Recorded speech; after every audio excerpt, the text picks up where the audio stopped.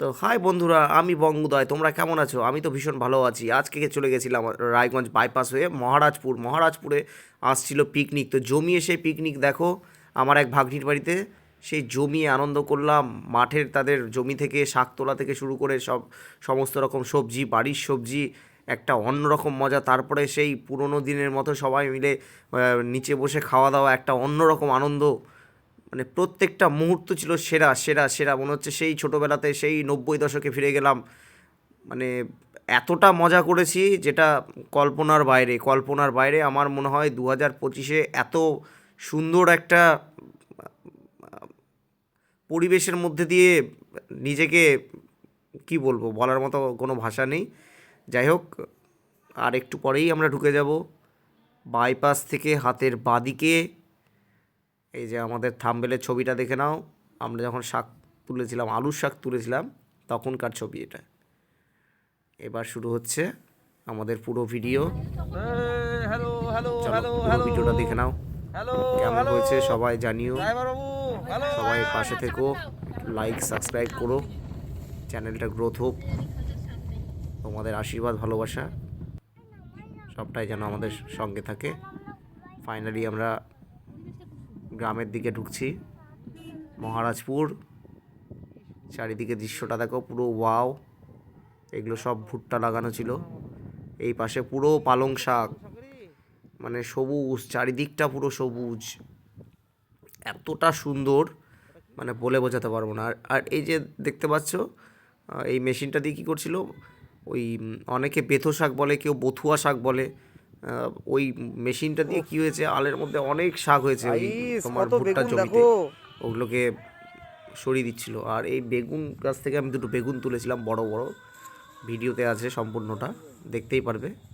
তো চলো আর এই কথা বধুয়া শাক বাড়ালাম নেবো। না, আসা যাক ভিডিওতে।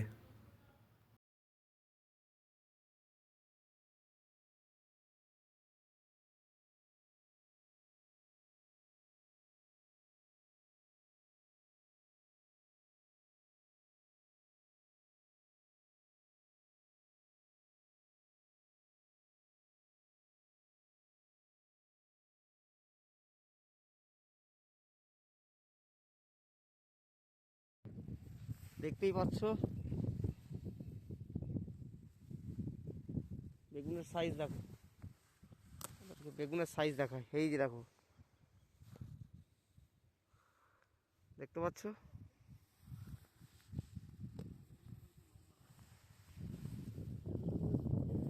হ্যাঁ,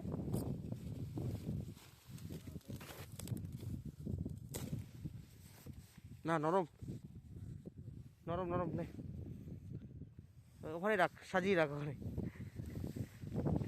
দেখো,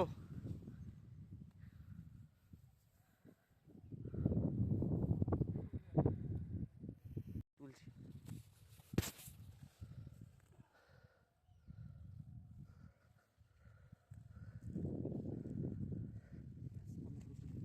এখন শাক তুলছি, আর একটু পরে এই চলে এসছে। দেখো আমার ভাগ্নির কাকু, মানে আমার দাদা। এখন সবাই মিলে আরও জমিয়ে ফাটাফাটি এনজয় করব।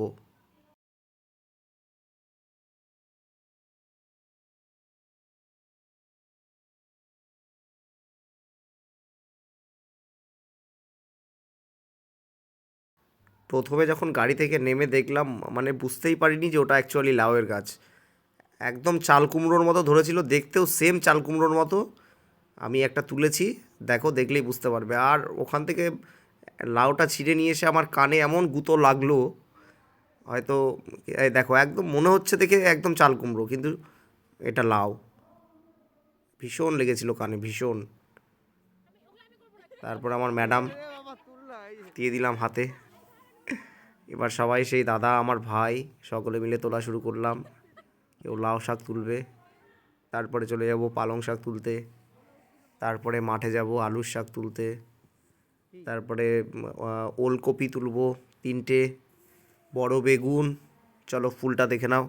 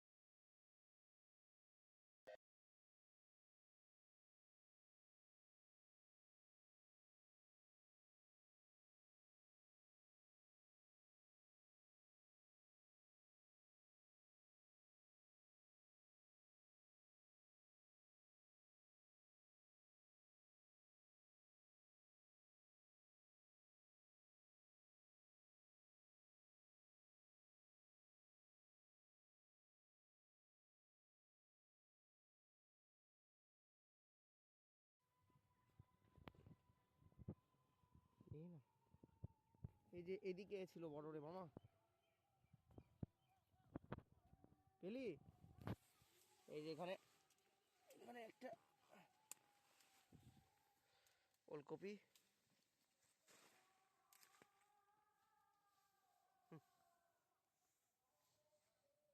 একটা বেগুনি বেগুনি কালার দেখলাম যে, হ্যাঁ হয়ে গেছে, আর তুলিস না।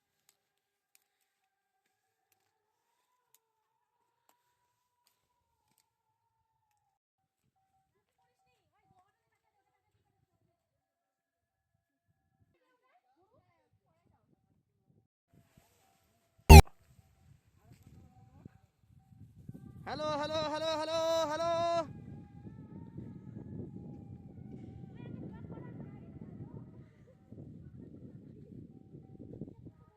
ভিডিওটা এডিট করতে দিতে হবে। তুমি এটা কি দেখলা? ওই জমিটাতে যা ছিল, এরে বাপরে, এটা তো ছেয়ে আছে, পুরো পুরো গিজগিজ করছে রে। দেখো বন্ধুরা, পুরো গিজগিজ করছে বধুবাস, এরে সর্বনাশ। ও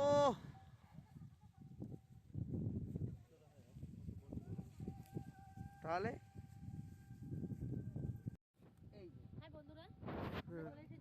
পরে অডিও ইয়ে হবে।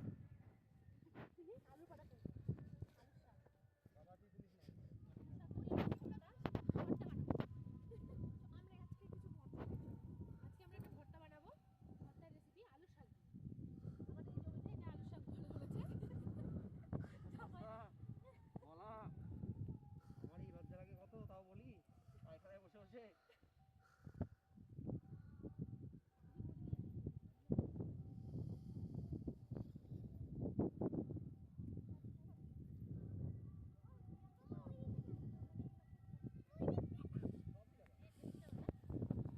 জামাই আমার যদি শাক খেতে ইচ্ছা করে তোমরা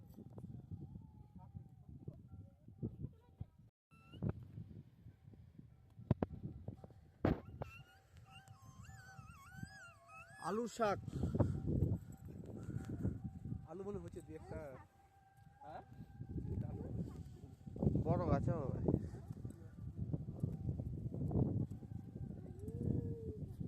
পূজা, এগুলা যদি ওই বুড়ি আর আমার শাশুড়ি দেখে, হ্যাঁ এখানে দেখা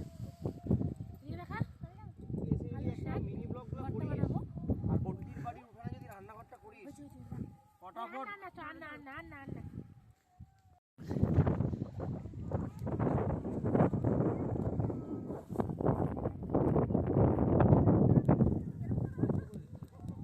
সেই মজা, হ্যাঁ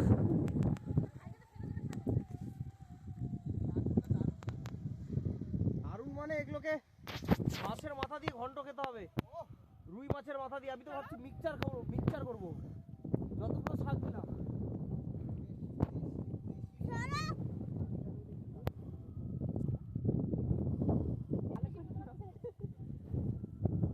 এখানে অসুবিধা নেই, এখানে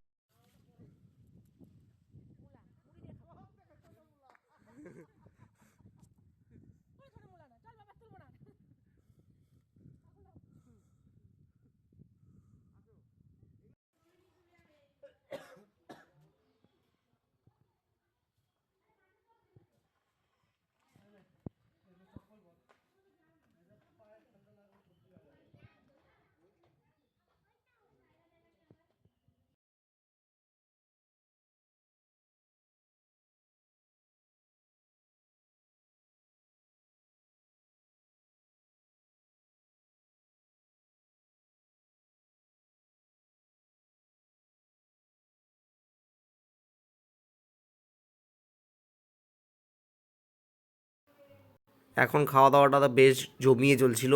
সেই রেয়াজি খাসির মাংস, ছোটো মাছের চচ্চড়ি, ডাল, বেথো শাক, বেগুন ভাজা, টমেটোর চাটনি, রসগোল্লা।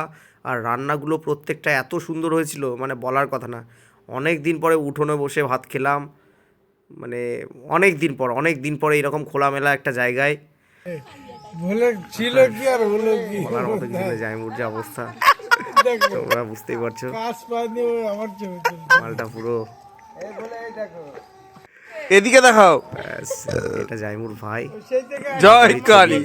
মা কালী বানাই দাও, চলো দেখো পুরোটা। মা কালী এই যে এটা হচ্ছে একদম রিয়াল পিকনিক। এই যে কলা পাতায় খাওয়া। বসবো তো, বসে একটু বসনে যে দিয়ে দিই। তুমি এখন ফুড ব্লগিং তো বাদ দিয়ে দিয়ার হয়ে গেছে। একটা 10 টাকা দিচ্ছে একটা।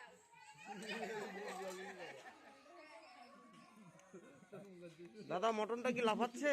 লাফাচ্ছে লাফাচ্ছে একদম জোরে জোরে পড়ছে। ঝরে পড়ছে। জোরে জোরে পড়ছে। যাদেরকে ছাড়া পিকনিকটা অসম্পূর্ণ না। এই রাধুনি বিশেষ করে দেখাও, আরে হেল্পার মুখটা উঠাও। হেল্পার হেল্পার একটু তুমি নাড়ো, মানে দাও। ক্যাটারিং হ্যাঁ লাস্টে দিয়ে নাম ফাটাচ্ছে।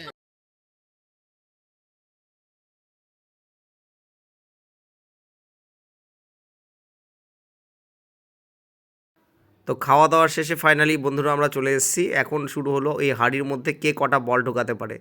5টে বল ছিল, 5টের মধ্যে যে সব থেকে বেশি বল ঢোকাতে পারবে সেই ফার্স্ট হবে। তো সকলে ট্রাই করলো, আমিও করেছিলাম। আমি একটা ঢুকিয়েছিলাম, আমার ওয়াইফ 2টো ঢুকিয়েছে, আমার ভাই 2টো ঢুকিয়েছে, আমার বৌমা তো পারেনি, বাচ্চা কোলে ছিল। তো আমার ভাগ্নিও পারেনি, দিদিভাইও পারেনি। ফাইনালি আমার ভাগ্নি জামাই ও 3টে ঢুকিয়ে ফার্স্ট হয়েছে। আর এই দাদা স্পন্সর করেছিল, সেই জন্য জামাইকে 100 টাকা পুরস্কার ছিল সেই জন্য। যদিও সে লজ্জা করছিল, নেবে না। শেষে আমরা বেরিয়ে পড়লাম সেখান থেকে। আজকের মতো ভ্লগটা এখানে শেষ করছি। তোমাদের কেমন লাগলো জানিও, পাশে থেকো, কমেন্ট করো, শেয়ার করো। টাটা, সকলে ভালো থেকো, নতুন বছর সকলের ভালো কাটুক। বাই।